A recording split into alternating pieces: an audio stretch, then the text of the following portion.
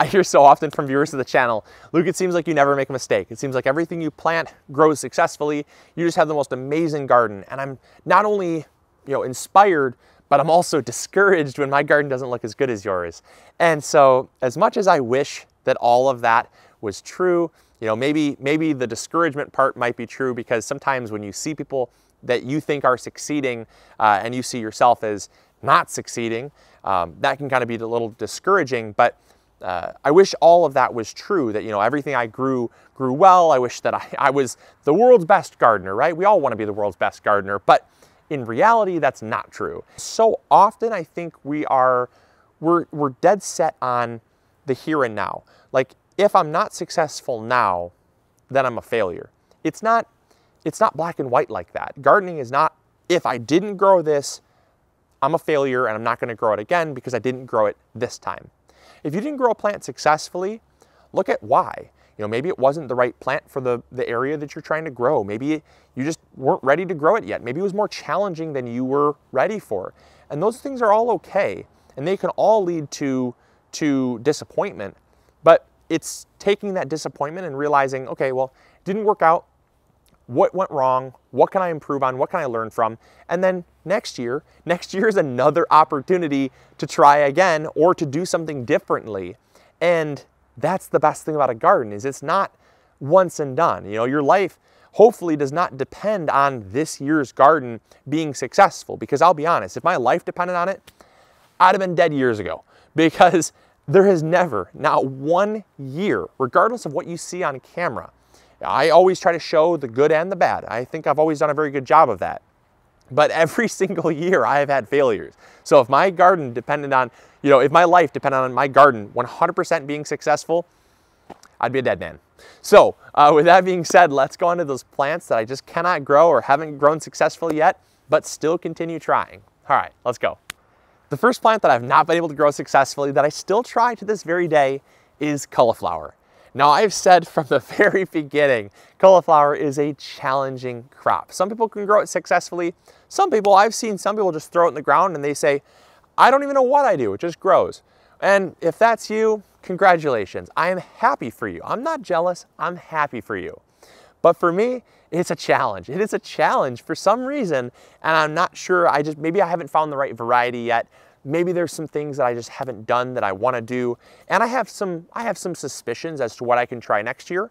But just because I have not been able to grow cauliflower successfully for the past 10 years does not mean I'm not going to try it again in 11th year. I'm going to try it again next year. You can guarantee it.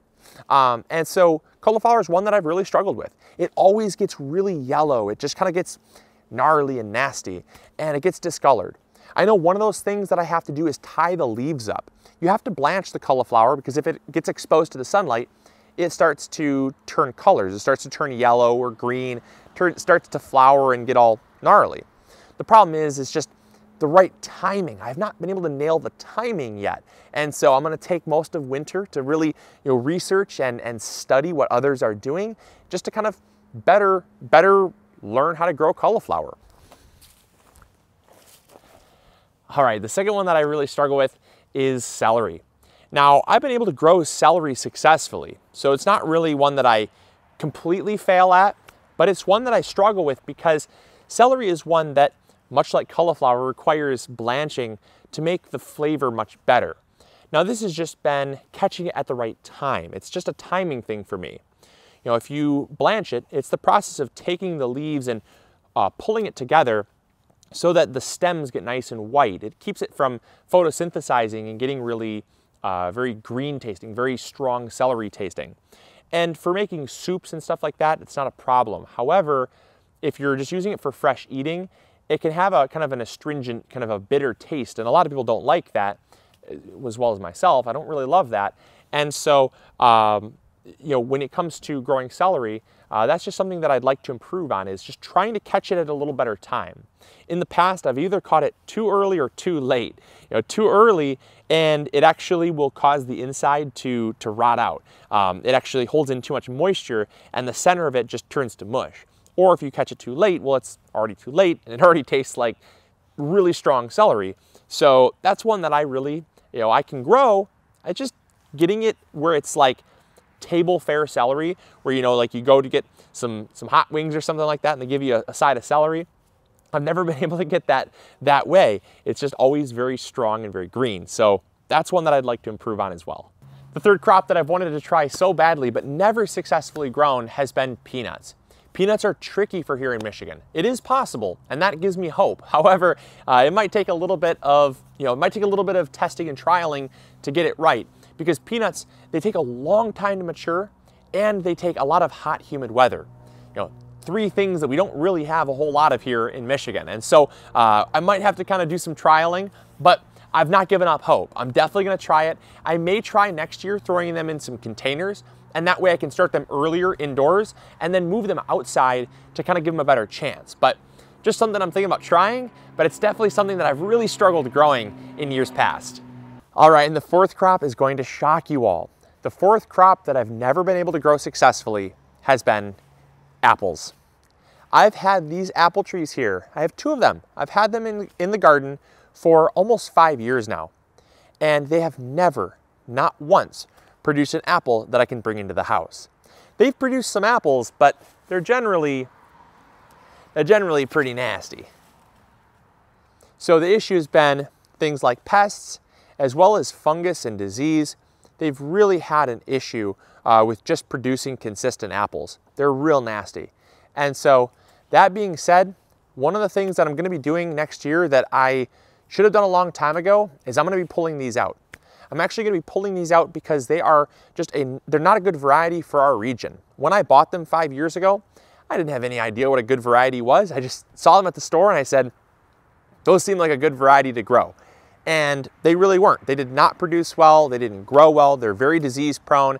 These are the Honey Crisp, and as much as Geneva and Mrs. MIgardener love Honey Crisp apples, they just don't do well. And numerous sites online will tell you if you're trying growing apples for the first time, do not start with a Honey Crisp. And so what do? Well, I start with a Honey Crisp.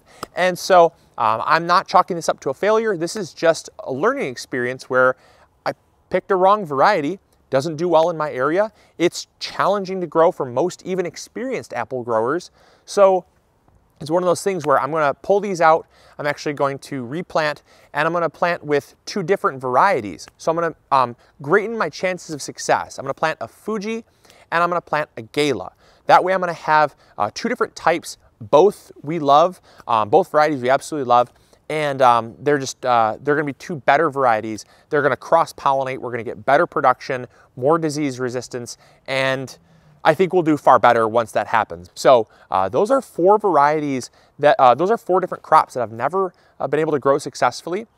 I hope you guys enjoyed. I hope you learned something new. If you did, make sure to throw a like up there, subscribe if you're not yet already, and also remember that if you're not having success in the garden, it's not as much about failing as much as it is about learning from those experiences and taking it into the next year, doing what you can do to improve. So I hope you guys enjoyed. Hopefully y'all learned something new, and as always, we'll catch you all on the next episode. Grow big or go home. Bye.